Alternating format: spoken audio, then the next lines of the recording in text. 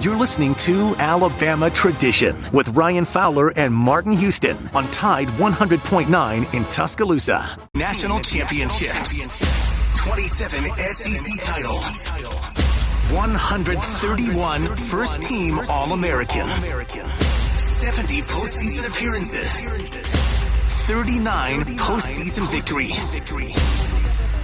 This is Alabama football. And this is Alabama Tradition with Martin Houston and Ryan Fowler on Tide 100.9 and streaming on the Tide 100.9 app.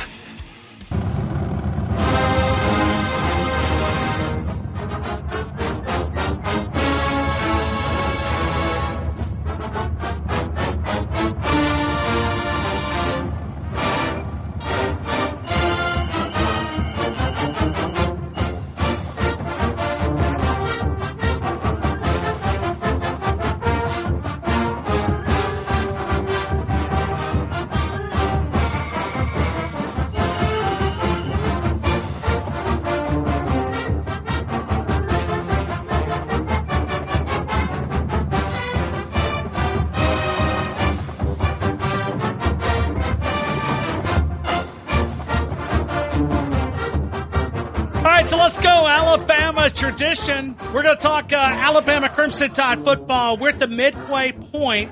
The things that we've learned about Alabama spring football, the things that we've been able to take away, Nick Saban uses vocabulary that we're not accustomed to at the midway point of spring football. What does that tell us about this team? You'll be able to follow all of us here for the next hour on Alabama Tradition, the past, present, and future of the Alabama Crimson Tide. Martin Houston's going to be with me in just a couple of seconds. We'll jump into a lot of different things. We'll talk about Nick Saban and really the drive to maybe getting back to defending that national championship and the difficulties that exist for this football team.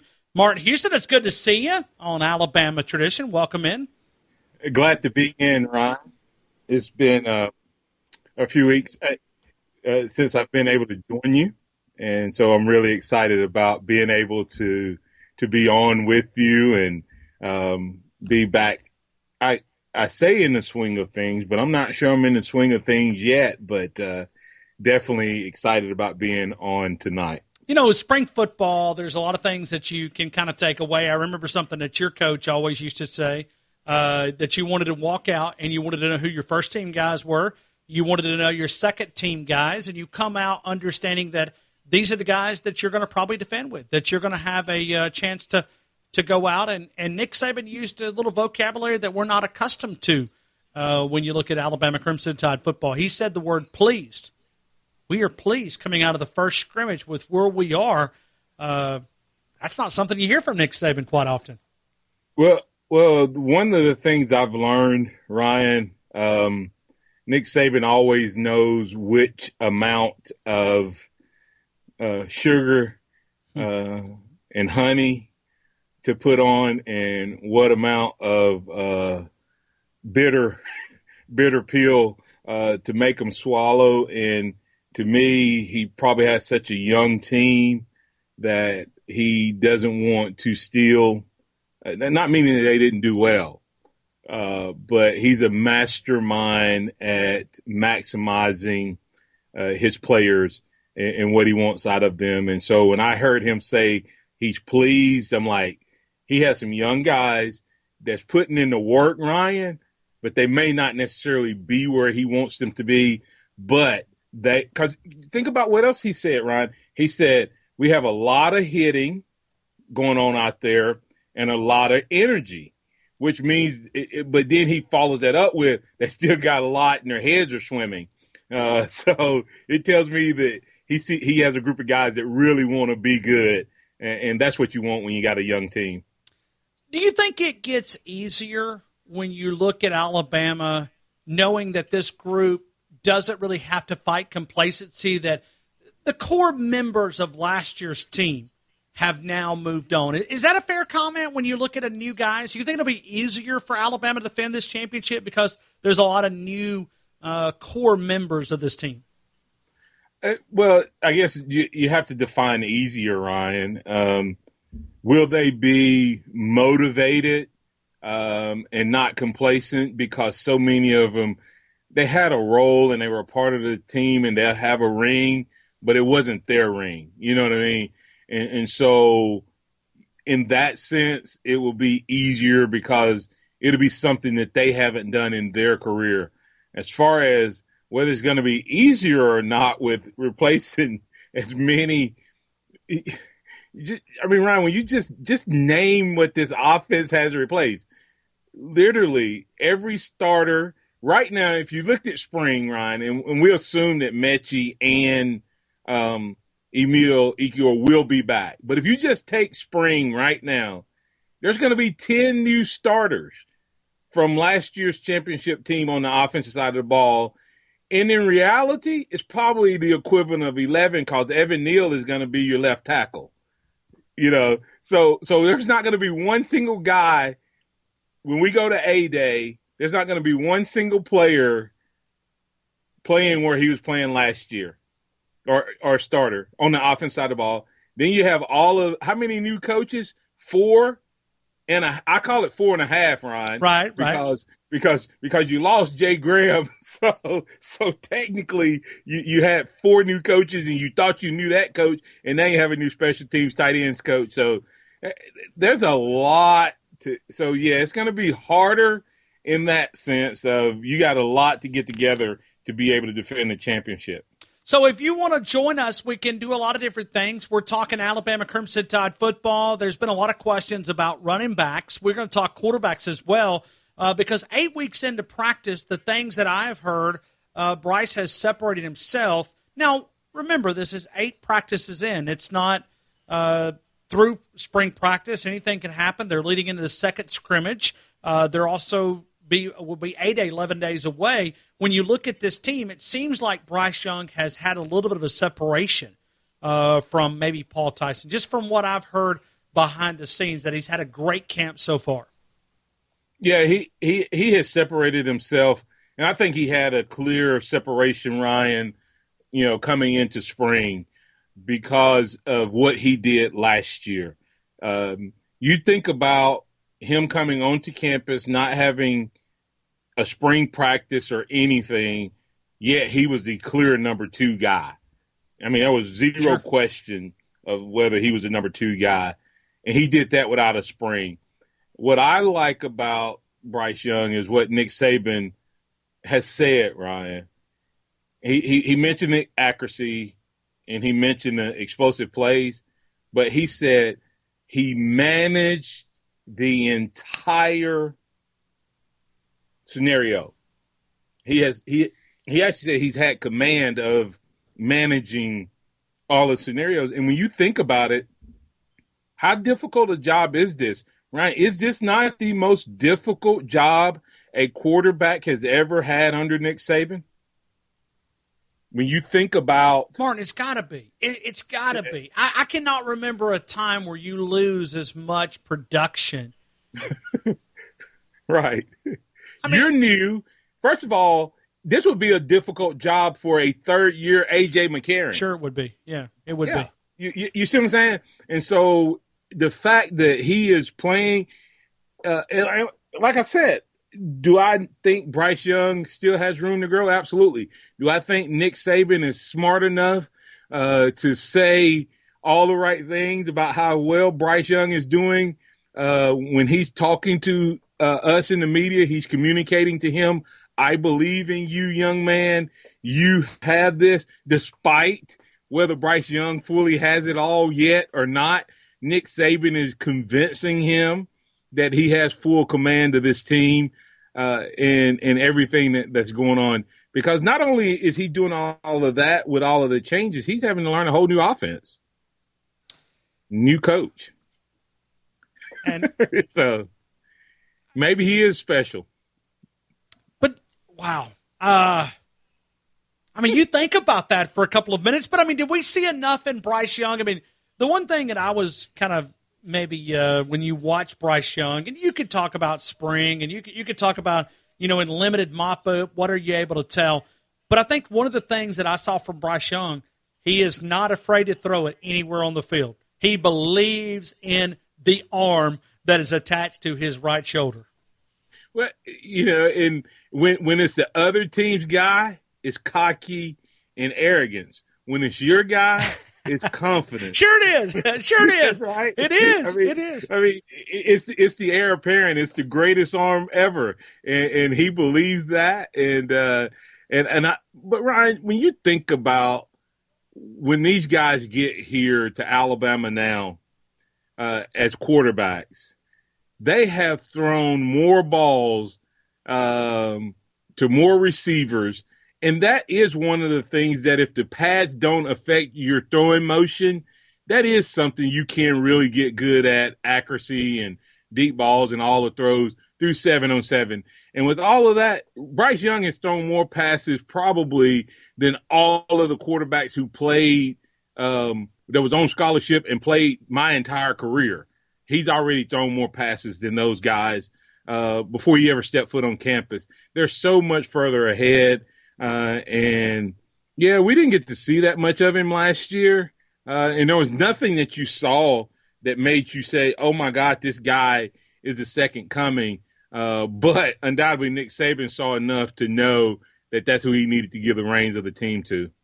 Looking at these backs, if I know one thing about running backs, you guys all want the football and you want it every single down.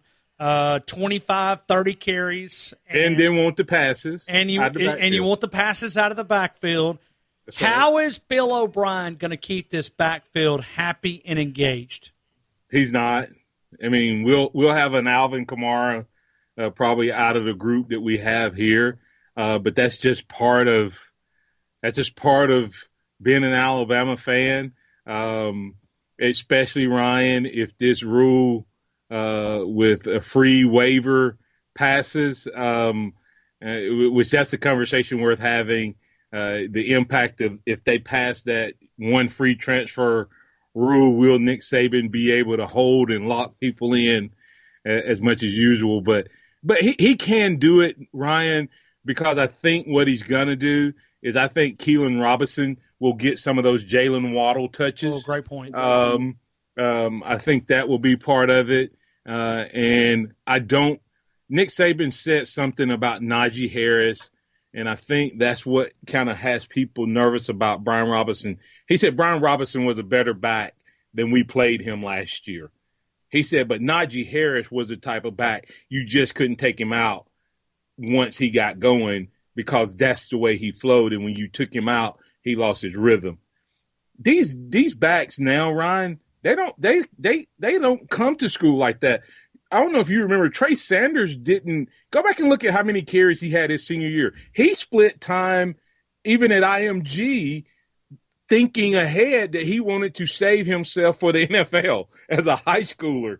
So these guys are used to when they've had the opportunity splitting time. They know each other. So it won't be as bad as it would have been back in my day, but it's still going to be a challenge just because you have so much talent. And so it'll be interesting to see how much two-back offense we run. This is Martin talking. I've not seen nor heard anything, Ryan. But we're going to be young in the wide receiver core. But we're going to have a lot of experience in the backfield, and I think you may see running backs get some of those carries. Touches.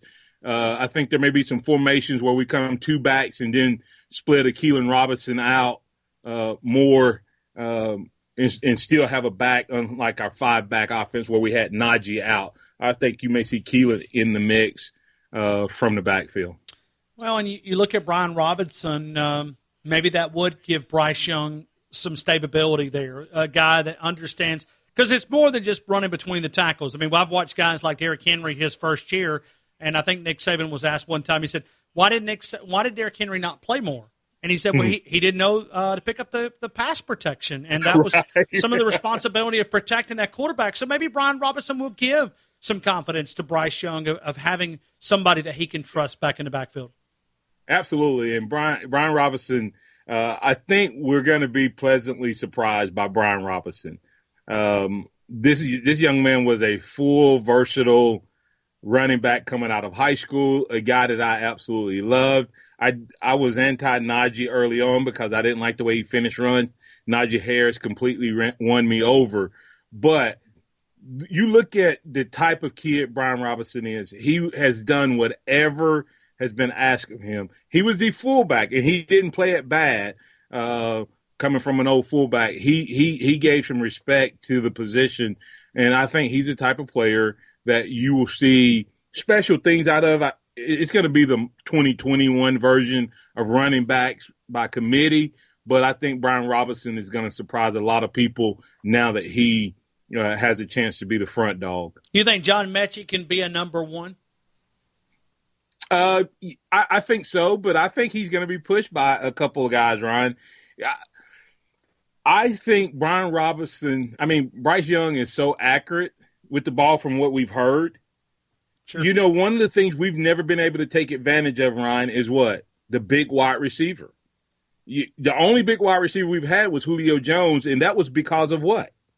That was because he was just a mismatch nightmare, and he would kill you on blocks.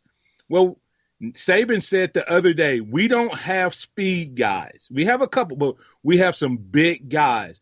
Don't be surprised with the O'Brien flavor from the NFL, big wide receivers from the NFL.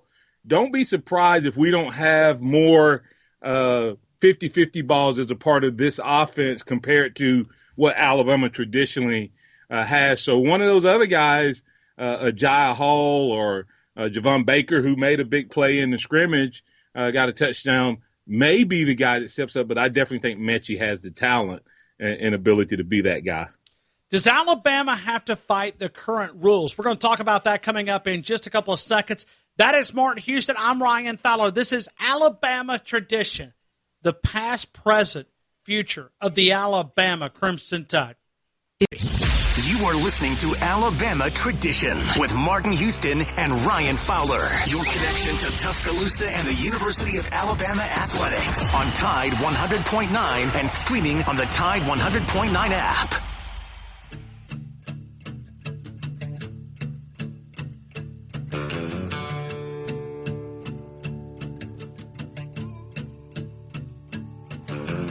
Lazy yellow moon coming up tonight, shining through the trees.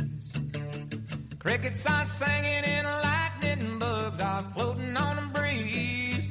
Baby, get ready. Across the field where the creek turns back by the old stone road, I'm gonna take you to a special place that nobody knows. Baby, get ready. There's an absolutely reward for watching on Facebook. I was just watching Martin Houston. He's got me cracked up.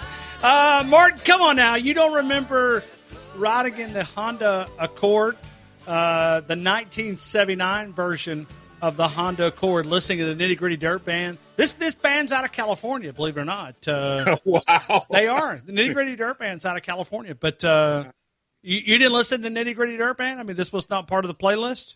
That was not part of the playlist. Can't say it was. Okay. I'm just I was watching Martin Houston do his. Oh, my heavens. Hey, Martin, speaking of as a young player, when we would talk about the transfer and at some point, listen, I think Alabama may benefit the most. I think Nick Saban said this, a couple of years ago. We talked about grad transfers and interleague transfers, that we could be the team that could maybe benefit the most. I think the same applies with the upcoming rule. But I'm curious if you might be honest with the audience. Did you ever want to quit Alabama? I mean, was there ever days that you just said, I'm going back home, I'm going to go somewhere else? Yes. There were several times, not quit playing football. Mine was more of I was in love. Okay. Oh. Yeah.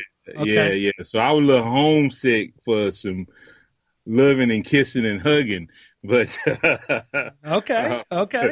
But I considered going to Jacksonville State to be back. My wife, she was my girlfriend at that time, was there during my freshman year, and of course we got married my redshirt freshman year, so I didn't have to deal with that long.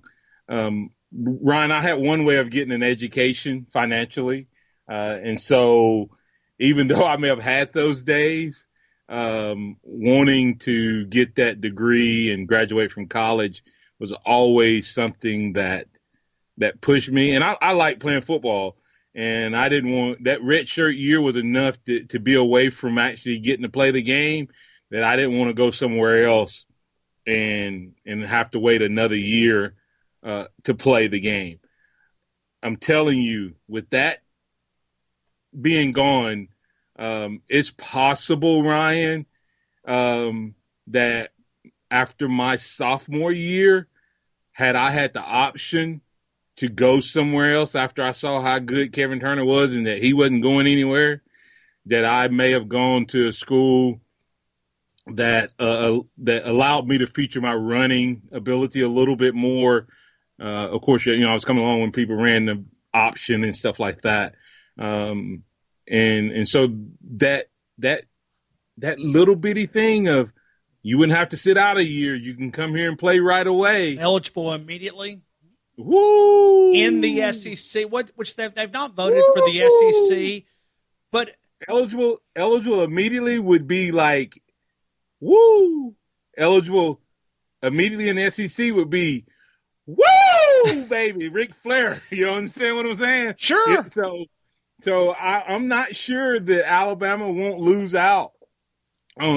Right now, Nick Saban is able to convince those guys, Ryan. You understand that the argument is this, or not the argument, but the comeback for Nick Saban right now is, hey, if you leave, you're going to have to go sit out there, and you're going to sit out a year. You're going to have to learn everything all over again. You're not going to be playing anyway. Why don't you spend a year here getting better, getting bigger, faster, stronger, learning, getting to know the players, the coaches, and your position, and then you'll have an opportunity to compete. You could go to that school, and they could bring in the next Tua Tagovailoa. You don't know.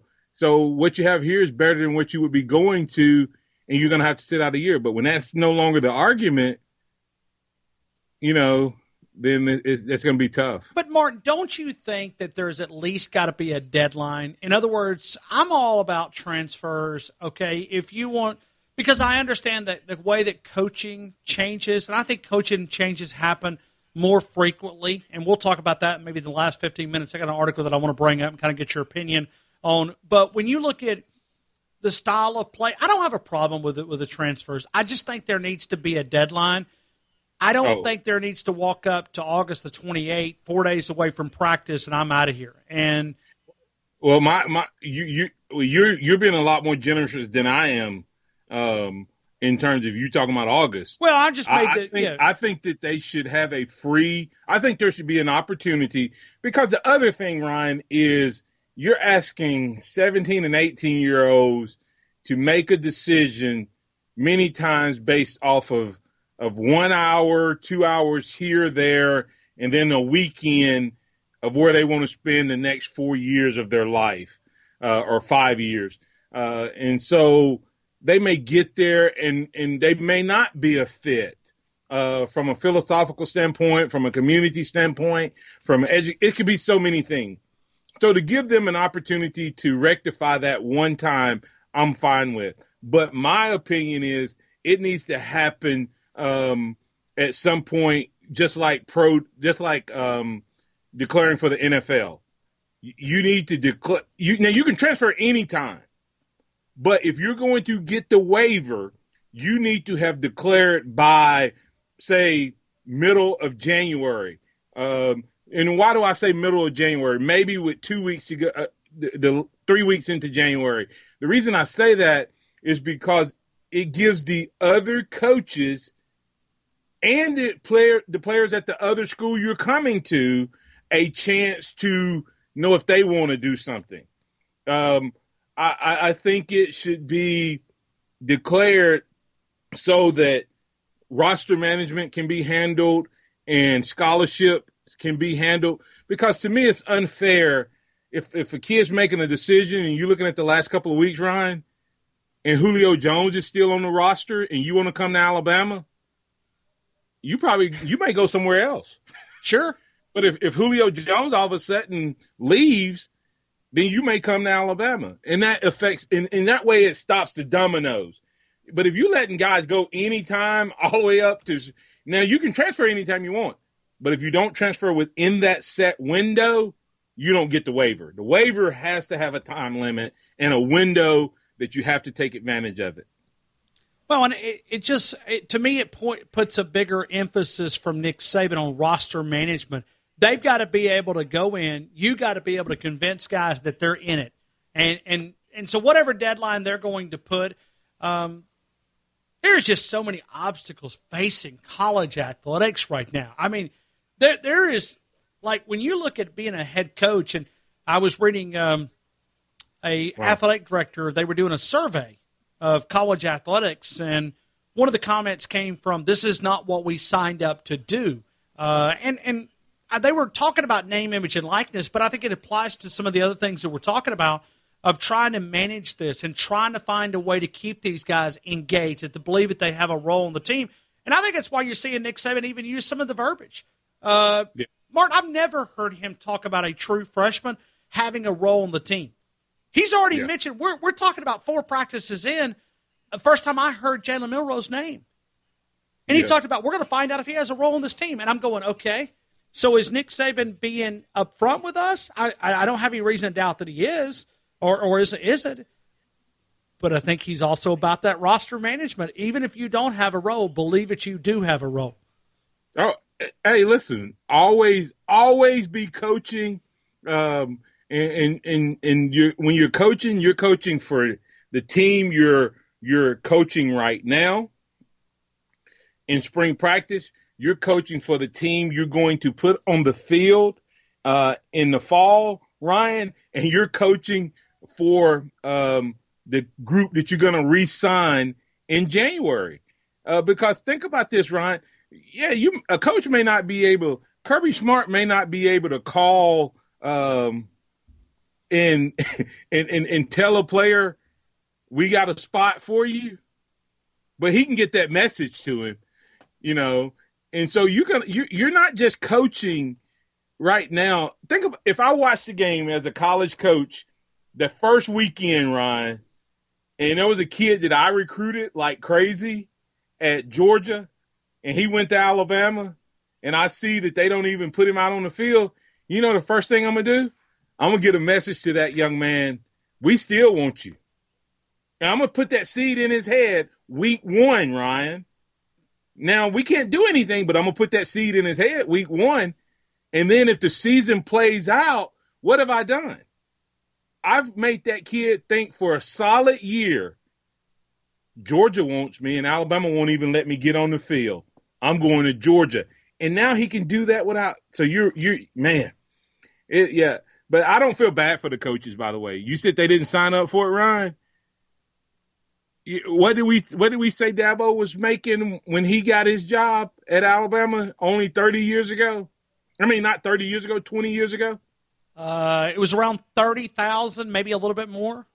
Less than he probably makes in a week. I mean, not a full week. I'm talking about a week spread out over 52. I'm not talking about just the football season. I mean, think about a guy at Vanderbilt making $4 million or $3 million to win 5 games a year. Do the rest of the job and be quiet.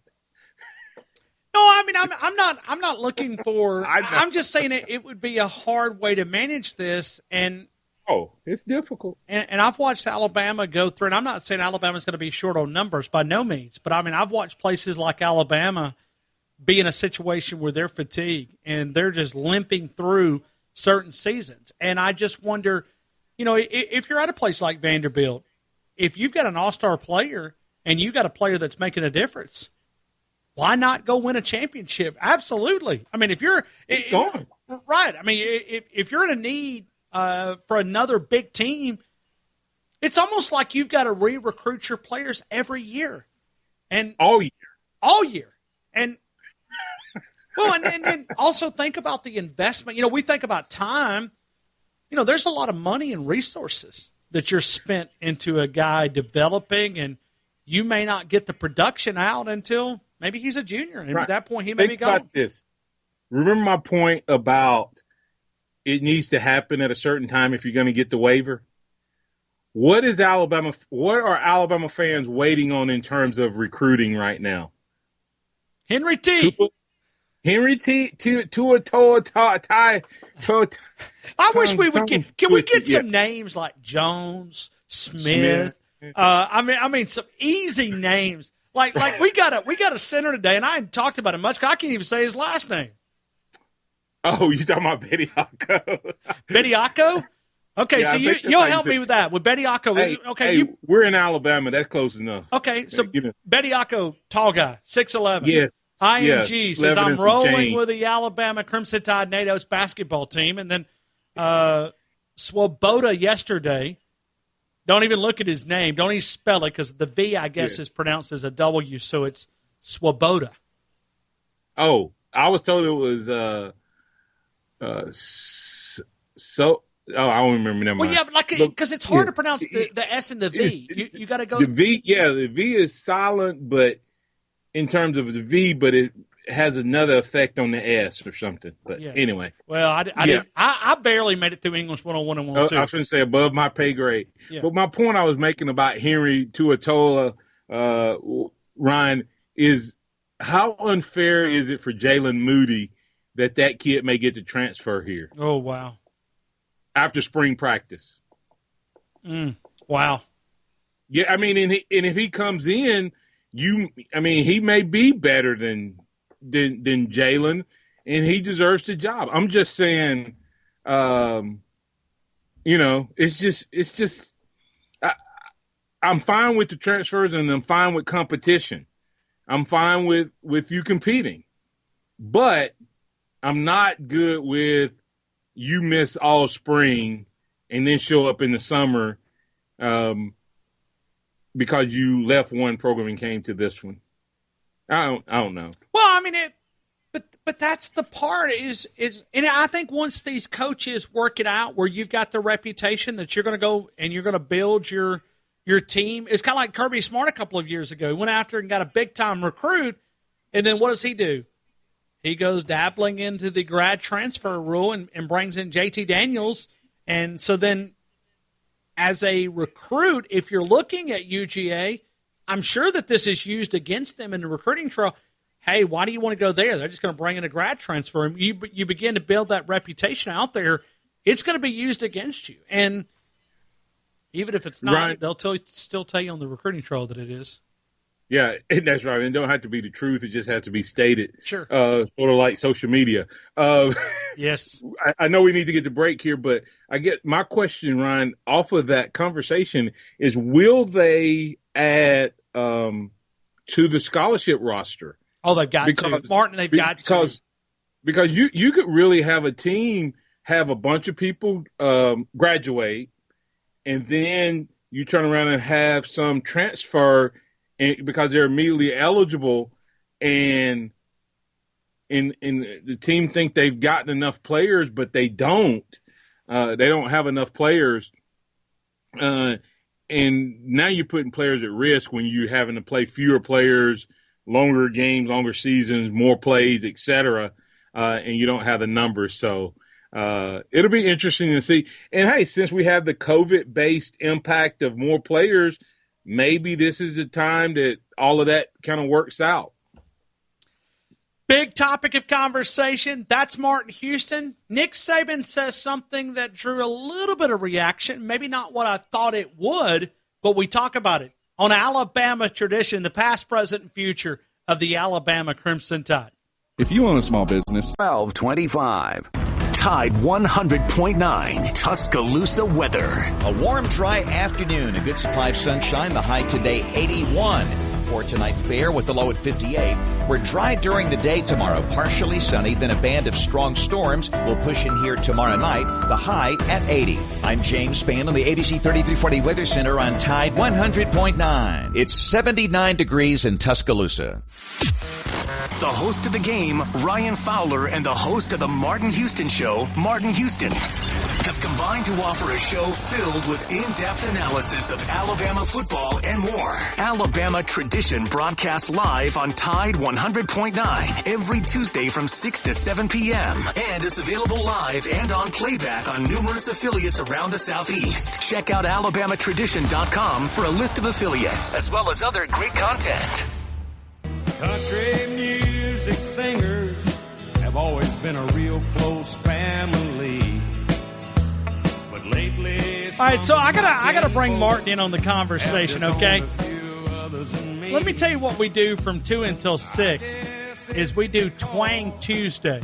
And I think what happened is Twang Tuesday has moved over to the 6 until 7 hour with Alabama Tradition. So Martin Houston is we got some bumper music that is good. Twang Tuesday.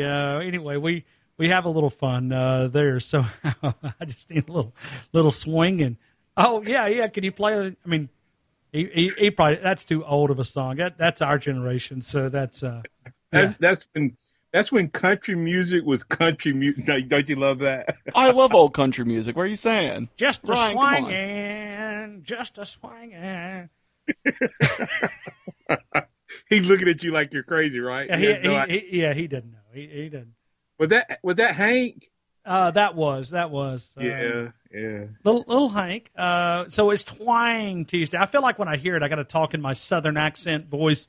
Go with a little deeper. So as we, you mean your natural voice? Yes, my natural voice. The one that you've not like we both have outgrown a little bit. Like North Alabama doesn't come through like clearly. Well, I mean, if I spoke in North Alabama ease, most people wouldn't be able to understand it. I mean, I use words that and Martin knows this. If I ever talked to my mom prior to the show, I would come on air and it would be a deep, because I pick up accents very, very quickly, and I do that too. Whenever I talk to my parents, my Southern accent comes out. It's so awkward. I don't know why I do that, but it's like I don't know.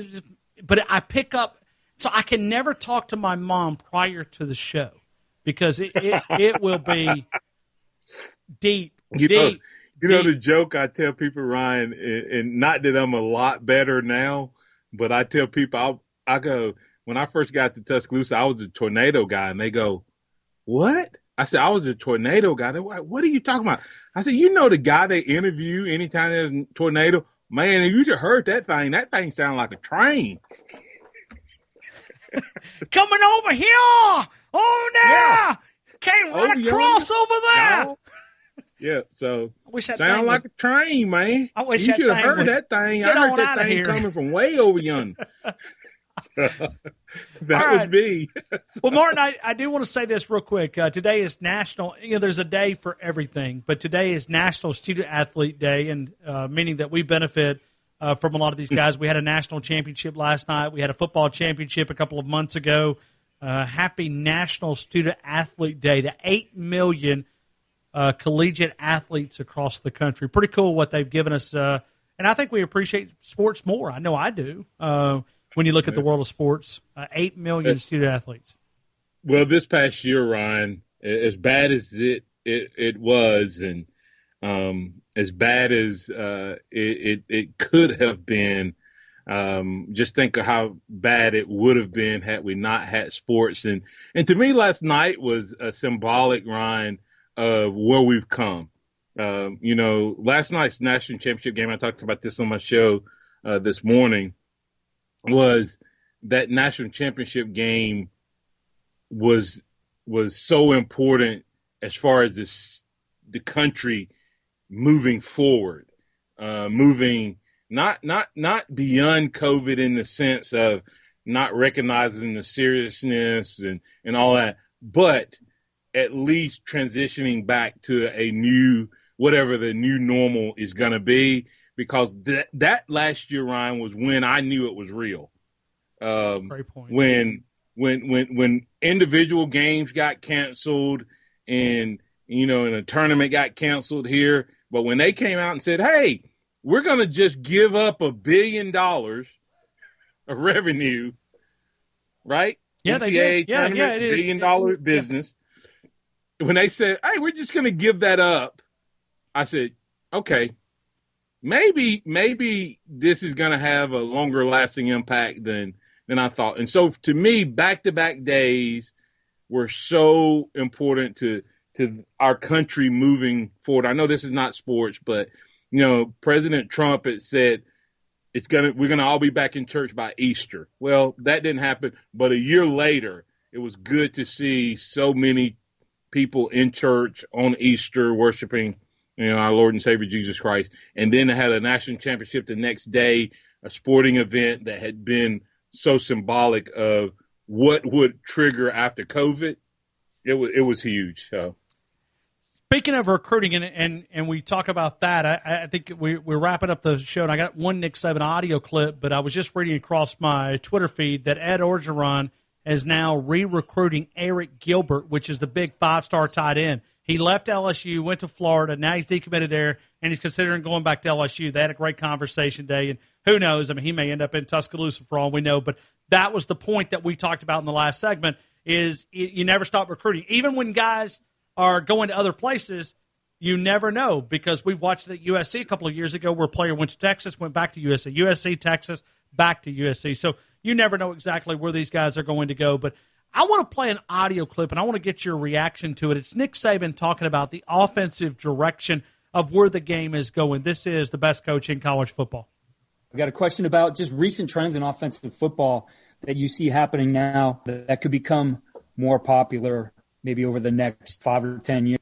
Well, you've heard me say this before. You guys that are on offense, you're in the Taliban, man. I mean, what you guys do on offense now is like it's affecting world peace. So RPOs, blocking downfield on passes behind the line of scrimmage, those two rules probably significantly changed football more than anything that I can say. It creates tremendous run-pass conflicts for the defensive players, and it's really, it's made the game more exciting. It's made the game be played, horizontally and vertically, using more of the field, which makes it harder to defend. So I would say anybody that doesn't utilize those two things in their offense is not taking advantage of the rules that we have in college football now. And I think they're the same in high school for the most part, because some of those things are very, very difficult to defend. So that is Nick Saban, and he talks about the offensive direction. He says, I'm worried about it at church. I got my legs shaking, trying to figure out how to stop you guys on the offensive side of the football. Being a no defensive-minded guy, the offense has carried us a lot of different ways, but then he also backed it up, and he said, but if you're not using it, you're not taking full advantage of the rules that are placed out there in college athletics. Yeah, I mean, without a doubt, when you look at what's happening in the college game, it has definitely swung to pro offense. And it seems like it's not changing, Ryan. It doesn't seem like that's going to go backwards for a while. We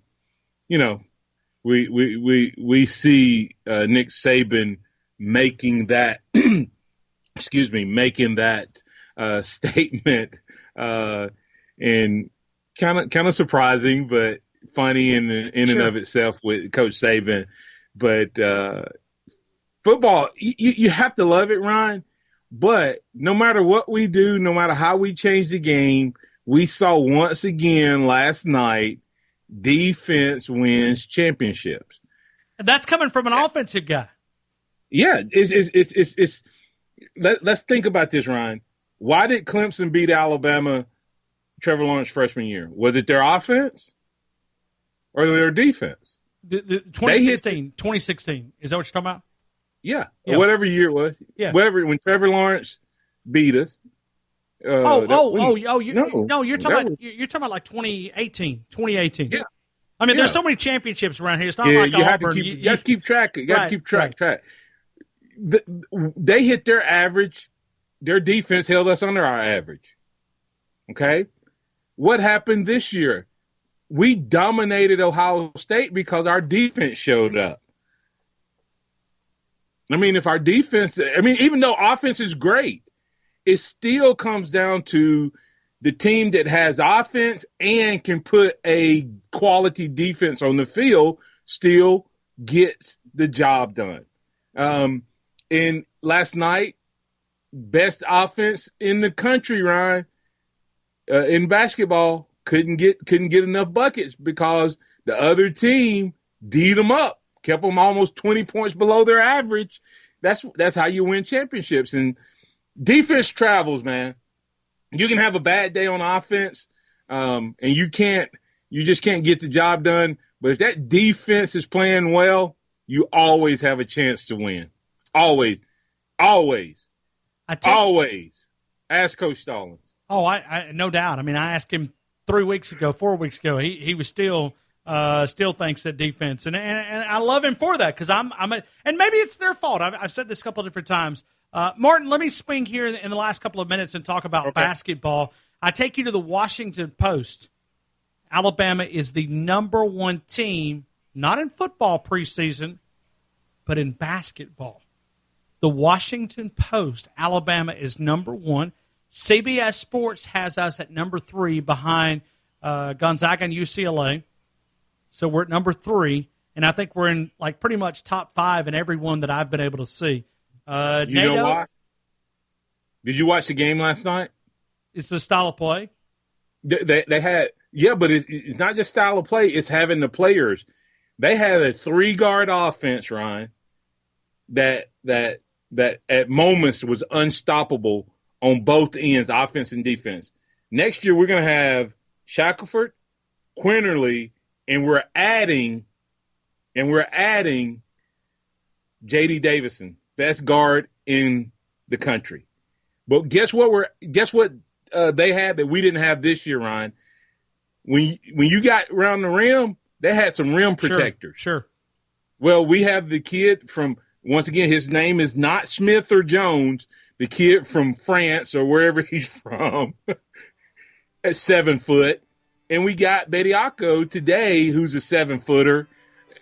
We haven't had those types of play. And that's Nate Oates. Ultimately, Nate Oates wants a big that can shoot, but also a big that can protect the rim. And when you add all that together, when you put the Primos and the Rojas's and Gary's all back in there, man, it's crazy to think that we're talking Alabama basketball could be number 1, and we're talking about basketball right smack in the middle of spring.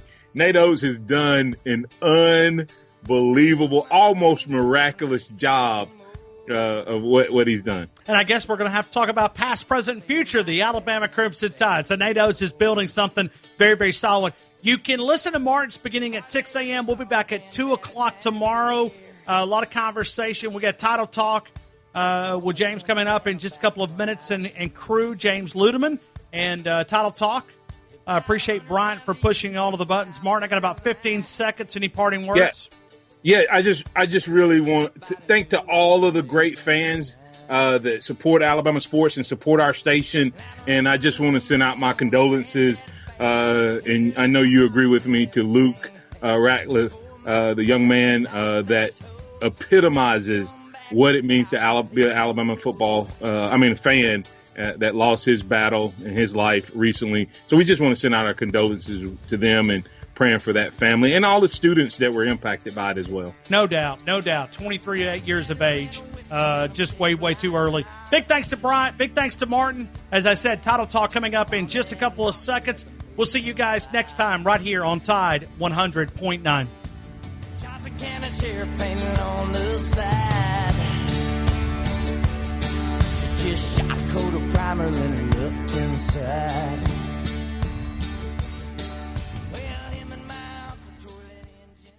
If you